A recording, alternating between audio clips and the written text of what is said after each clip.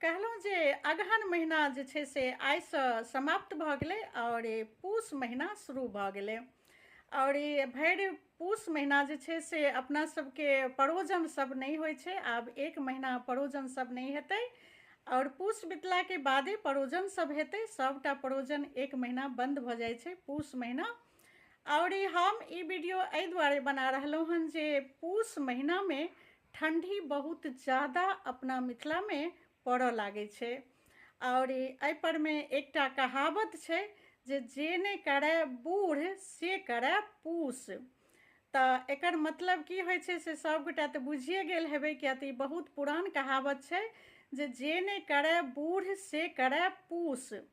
तऽ पूस महीना जे छै से अपना अपना बुजुर्गके कनि खूब बढ़िआँसँ ख्याल राखब। जेना छोट बच्चाके राखल जाइ छै तहिना जे छै से पूस महीना और ठंडी महीना बुजुर्गके लेल रहै छै।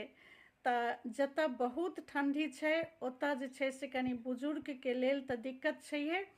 और हुनका सबके कनि बहुत नीकसँ ख्याल राखब। जे गोटा बिहारमे छी जतऽ बहुत ठंड पड़ि रहल छै, बुजुर्गके लेल ई पूस महीना और ई ठंडी महीना कनि बहुत बढ़िआँ नहीं रहै छै। तऽ हमर ई आग्रह अछि जे कनि सब गोटा अपना अपना बुजुर्गके बहुत नीकसँ ध्यान राखब, हुनका कनि ख्याल रखबै।